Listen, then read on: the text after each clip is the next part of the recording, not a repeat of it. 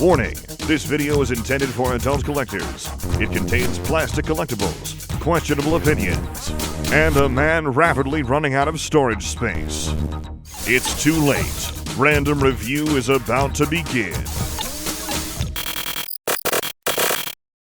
So it is finally available. The repaint of a G1 toy that I was so excited about, I dedicated an entire video to not only its reveal, but also the possibilities it would have led to us. The vintage G1 reissues at Walmart have been an interesting mixed bag, but for me, they're finally doing something interesting now with the release of the recent Starscream and now, the one you see in front of you, Hot Rod. Now not being done to match the original toys as strict reissues, but now as cartoon accurate reissues, or as much as the original molds can accomplish, which brings about a whole new dimension to these old molds that I think is really, really fascinating. So today, I'm going to take a look at one. I'm going to take a look at Hot Rod, who is far more changed than Starscream is, and I'd love to go over the details with you today. So, to start us off, yes, it is a very familiar futuristic sports car that Hot Rod has always been known for in what I feel is still its most perfect form. You have so many of these Hot Rod toys over the years emulating this car, but like honestly, this really is as pure as it gets. The engineering is not overcomplicated. There is very little in the way of exposed plastic from other colors and parts. And really, like, it just is the most solid version of the vehicle, which you would expect of an original Transformer, because solid vehicle is what they did.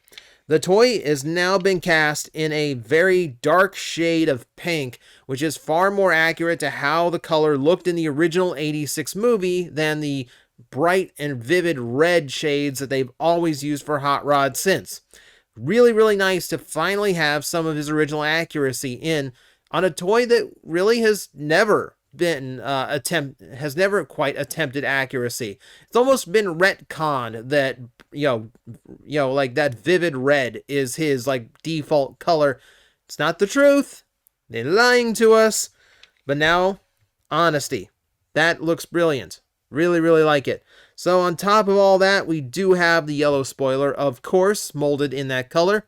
We have the completely tamper-graphed top of the car to get the flame detail correct and to get the orange applied to the top of the vehicle. Looking quite nice. The headlights there done up in the orange as traditional with him. And then we come across one of the biggest changes to the toy. No chrome whatsoever. For the first time, we're seeing the bare plastic for the exhaust pipes. And you know what? To come up with a more cartoon accurate look, I do think it is the correct choice here. So this is, again, something I highly approve of. I think this looks fantastic. Now, it's still prone to some of Hasbro's own drawbacks. So it is a mostly consistent shade of pink. For the most part, everything does match. In person, there is a little bit of difference. This piece on the side is actually molded in orange, so the pink on it in person looks slightly different. I could say the same about all of this on the canopy because it is translucent blue. It's all molded in that color and painted over. Very small difference, though. For the most part, it looks really, really nice. See, no rub symbol on the top. Skipped over that. Metal feet. So, so there's a little bit of die cast in this, but as we mentioned in the die cast video, using it in the feet is not a problem. So, not too bad.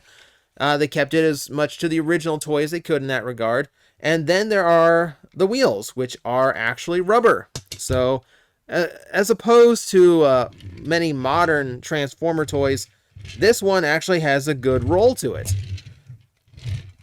Really nice over the mushroom-pegged wheels that we have seen in many recent figures.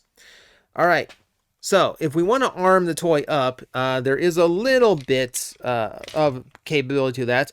The engine does have a 5mm port, so you can attach one of his two included guns, which also have been done in like a flat gray as opposed to like the metallic gray of the original. And yeah, that's your vehicle mode. It looks really, really nice. Works really, really nice as well. So we can transform him now, and this is my favorite part because his transformation's actually pretty good for a G1 toy. It's always been one of my favorites. So I'm going to start by extending out the legs from the rear. Now, listen. That nice click, that solid click. If you have a vintage one, you don't hear that click anymore. All right, I'm going to fold the feet out like so and get them ready to stand. We'll just stand them up right now, I guess. All right, bend the arms out like so. We're not gonna straighten the arms out just yet because we need to have room for the back to rotate into place. Rotate this down. It clicks into position. You're talking to someone who played with the original Hot Rod, not when it came out, but like admittedly second hand from like a used toy shop. But to be fair, even when Hot Rod was only like a 10-year-old toy, I still felt like no click in there. So this is still this is actually kind of cool. All right, so let's get this section out. I love this part of the transformation. So we raise up here, and then we can double hinge this out to flip over the entire section. Rotate the head out, click it in like so. Raise the double hinge down, and then put that tab right there in the top of the pelvis section to lock the whole thing in. Go back to the back. Rotate that all the way up. Now we can rotate the forearms forward and complete him in robot mode. I do still like that transformation. For a G1 toy, it is one of the more involved ones. It has a lot more motion than typical Transformers, especially everything that goes into making that chest and hood work. Really, really solid transformation. Still a lot of fun. And once we get him into robot mode, we can see again the wonders of this brand new repaint doing its work. There's a lot of detail brought out in this toy that wasn't present before, and it's doing a really good job at trying to pass as the original Hot Rod from the cartoon. It's really, really impressive what they've managed to pull off here on an old mold. So, if you've seen Hot Rod before, no real surprise that his face sculpt is done pretty nicely. Now, because this toy feels so crisp, and because he's got these nice click-ins here and there, it almost makes me feel like that, similar to the G1 Optimus reissue they did at Walmart, it almost feels as though they brought this figure right back from the original proto and retooled it from the ground up, because it feels really solid. G1 Hot Rod's toy has been reissued a lot and repainted a lot, so the fact that it feels this solid all the way around really makes me feel like they recast the toy from the get-go. You can see they've gone with a two-tone shade with the pink and the maroon across the head.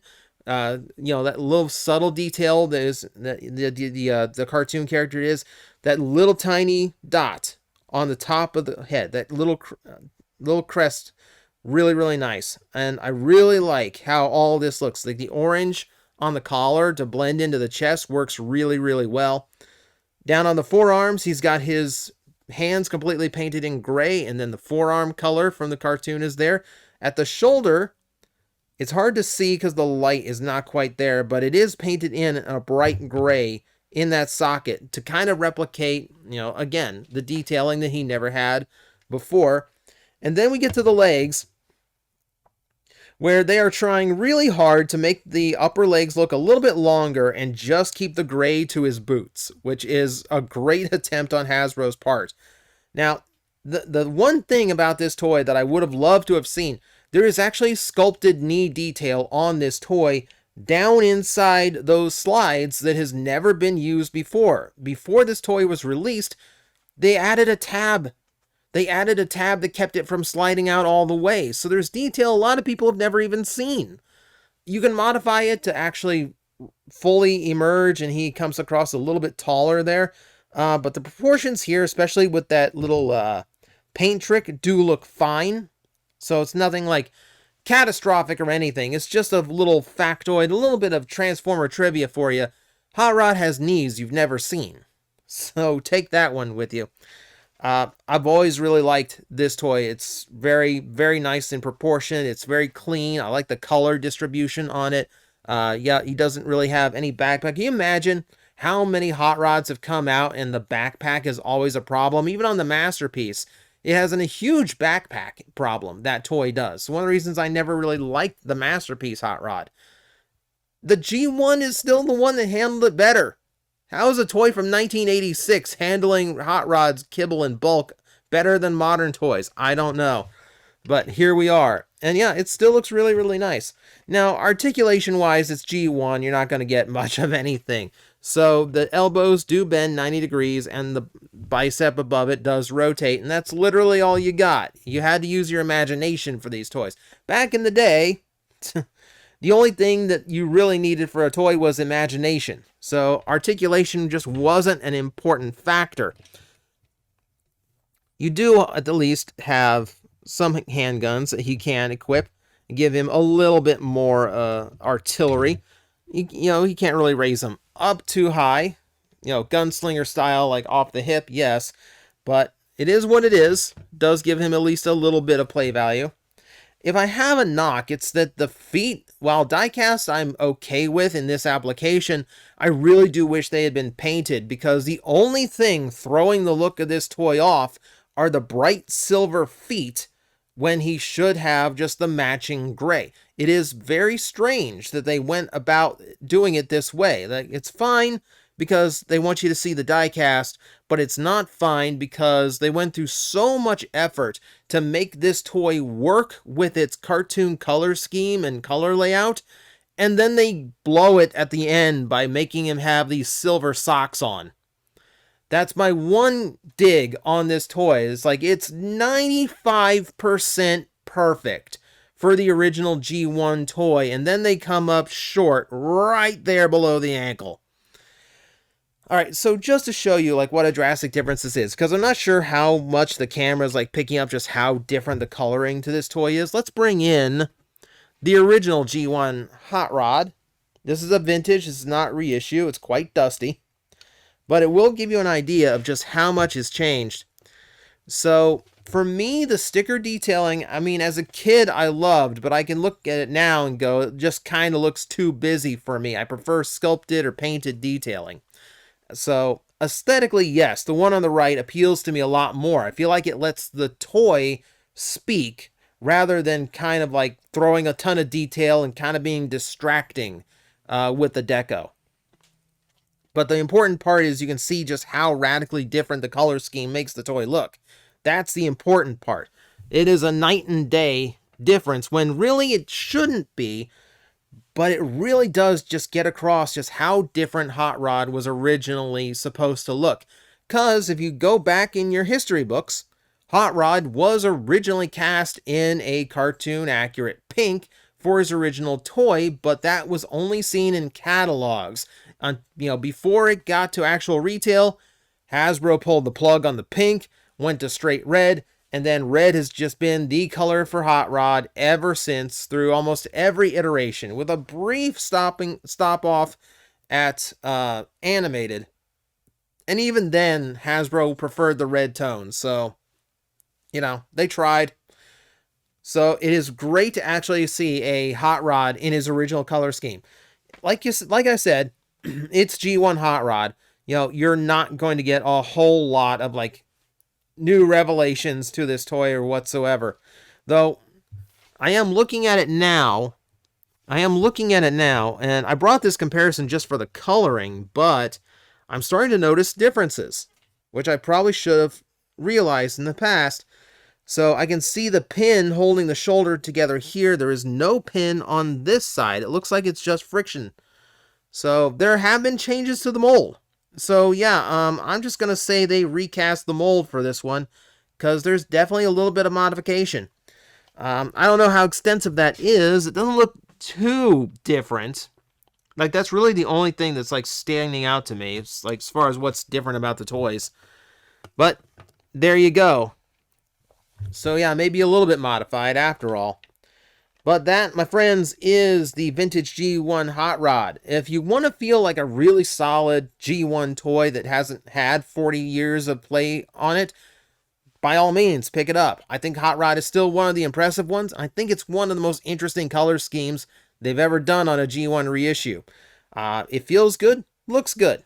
Now, of course, it's not going to have modern play value, but if you want it for nostalgia, it's a really hard one to beat. Guys, I am facing the most powerful enemy any YouTuber can face, the algorithm, and I need your help to defeat him. Hit the like button, hit the subscribe button, hit the notification bell, and leave a comment. Every time you do, we attack that algorithm and we drive it back until it can no longer defeat this channel. Thank you very much.